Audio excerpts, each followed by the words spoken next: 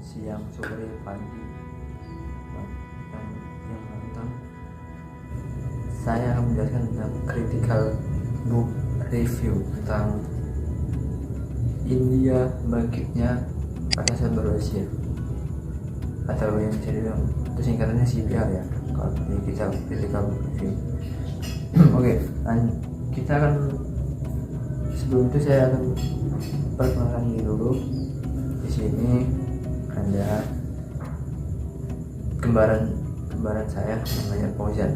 Saya Hai Rujat. Oke, langsung aja yang mau saya langsung ke poin aja. Jadi isi dari buku ini tentang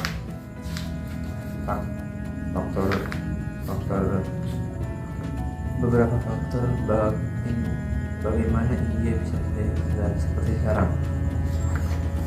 Oke, kita langsung ke bab 1 aja.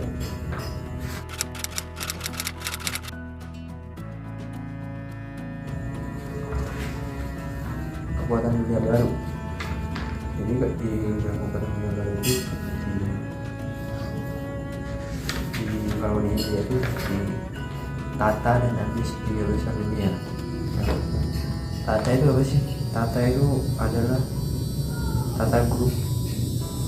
Tata Group itu bisa dibilang memiliki ambisi besar menjadi konglomerat India untuk menjadi pemain dunia yang diperhitungkan sebagai konglomerat nomor 1 ini. Mereka memiliki sekitar 90 perusahaan, memimpin di depan sebagai pelopor dalam fenomena goyang global operasi India. Nah, itu kekuatan dunia baru India. Dan ada juga TCS atau Tata Konsultasi Service yang mengakuisisi Comicom di Chile dan terakhir FNS di Australia. TCS juga menjadi perusahaan pertama dari India yang berhasil mendapatkan kontrak pemrosesan bisnis atau Business Processing Outsourcing atau BPO besar mencapai 868 juta US dollar dari perusahaan asuransi Inggris Pearl Group. Oke, kita lanjut ke bab 2.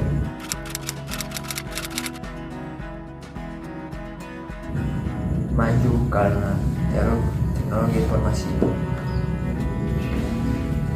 Maju karena teknologi informasi ini India membangun kekuatan ekonomi dari berbahan silikon, atau ya bisa dibilang teknologi informasi. Jadi teknologi informasi ini bisa dibilang sangat tinggi ya, tingkatnya di internasional, karena bisa ya pernah menyaingi dunia si Amerika jika teknologi informasinya itu. Tapi masalahnya karena kemajuan teknologi yang sekarang seperti ini di India, banyak ahli IT yang menggunakan kemampuan mereka ke hal-hal yang buruk seperti scammer yang banyak sekali di India. Bahkan yang scammer di India itu bisa sampai ratusan ribu, bahkan sekarang menjadi 1 ribu ada scammer di India. Jadi kalau ada orang yang nelpon Anda dengan ingin investasi yang gede, terus dia bicaranya pakai aksen India, jangan percaya, itu scam, bahaya. Nah, selanjutnya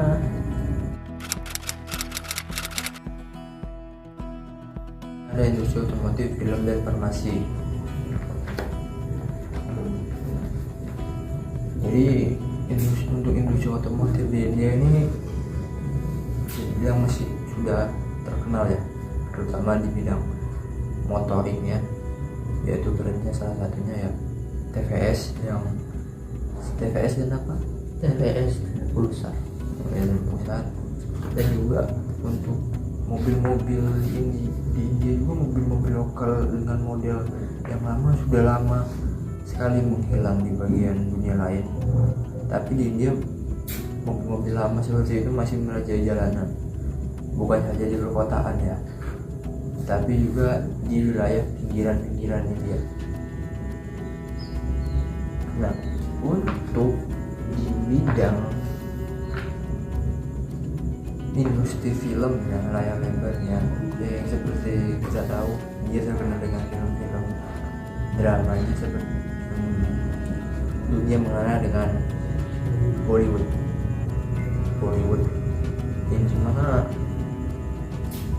menghasilkan tumpukan pundi-pundi yang sangat tumpukan uang yang sangat besar dari layar lebar. Jadi apa yang membuatnya beda itu karena mereka memiliki ciri khasnya gitu. Ciri khasnya ya seperti kalau di tengah film mereka akan menampilkan seperti tarian ataupun nyanyian di tengah film gitu. Itu yang membuat ciri khas dari film India gitu. Dan ada lagi juga tentang ciri khasnya itu budaya yang sangat kental, jadi membuat masih orang-orang lebih tertarik menonton film mereka. Nah, untuk di bidang farmasi sih bisa dibilang cukup ini ya. Kalau dilihat dari parameter manapun, pencapaian industri farmasi India dalam 3 dekade terakhir bisa dikatakan sangat spektakuler. Dari yang semula industri yang nyaris tak eksis pada dekade 1970-an menjadi salah satu pemain yang diperhitungkan di arena global. Bahkan menurut wawancara di Karaman dengan Kompas di New Delhi, India mampu memenuhi hampir seluruh kebutuhan dalam negeri sebanyak 95%, tetapi ini juga memasok 40% kebutuhan dunia untuk obat-obatan dalam bentuk curah atau bulk. Nah, untuk bab selanjutnya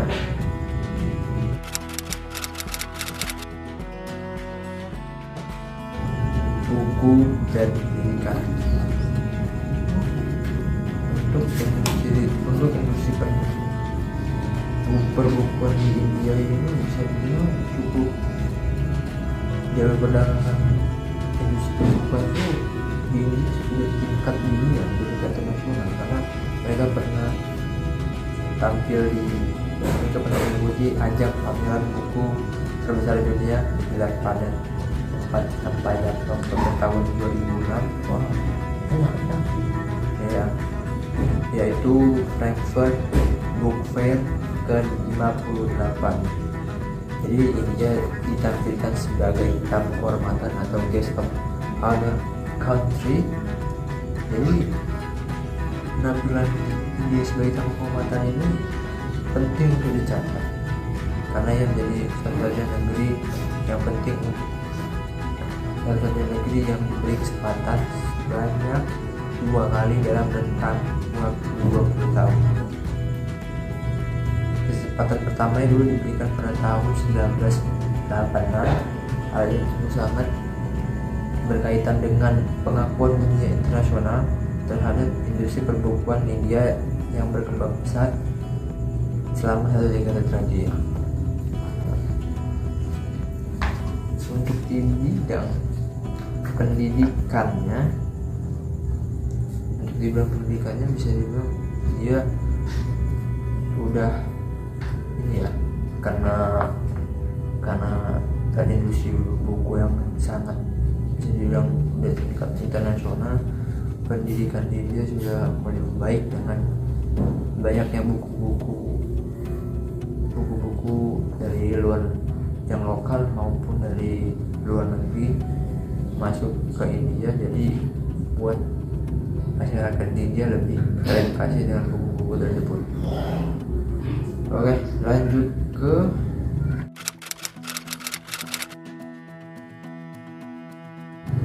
yaitu sisi lain dari India modern. Nah, jadi di balik masa kemajuan dan pertumbuhan ekonomi yang luar biasa, perilaku masyarakat India masih banyak yang menjadi tertawaan orang. Tipu-tipu India menjadi istilah yang masih kerap kita dengar. Perilaku lalu lintas warga juga seenaknya, tidak disiplin, yang dimana selalu adanya suara klakson di tiap tempat di India, maupun itu dimanapun lah, di tiap jalan dia pasti mendengar suara klakson orang-orang yang berkendara di India. Perilaku yang tak sedap ini sudah terasa sejak masih berada di dalam pesawat Thai Air dari Bangkok menuju Delhi, yang mayoritas penumpangnya itu adalah orang India. Jadi suasananya tuh riuh oleh percakapan antara mereka sepertinya tidak terjadi di dalam pesawat gitu kan. Dalam pesawat dipenuhi orang-orang India, terus mereka cakap, nggak ada intinya, membuat penumpang pun lain yang bukan orang India jadi merasa nggak enak gitu, nggak nyaman jadinya. Dan juga seperti di Bandara Gandhi Airport di New Delhi, saat pengambilan bagasi juga memerlukan waktu setengah jam lebih. Dengan kondisi ruang bagasi yang penuh sesak penumpang, ya bisa dibayangkan sebanyak apa kalau pas di ruang bagasi itu kan kita lagi capek-capek menunggu barang, terus kita sesak malah, terus jadinya nunggunya kita sampai lama setengah jam lebih kan. Gak bisa bayangin ya seberapa sahnya itu nunggunya. Jadi begitu keluar dari pintu bandara, yang terlihat adalah pemandangan yang tak lain untuk sebuah bandara internasional. Taksi yang melayani penumpang jauh lebih buruk dibandingkan dengan taksi-taksi di Jakarta. Ada sedan tua tak ber-AC, minibus butut layaknya angkutan kota di Surabaya. Minibus layaknya angkutan kota di Surabaya yang jauh lebih buruk daripada mikrolet di Jakarta.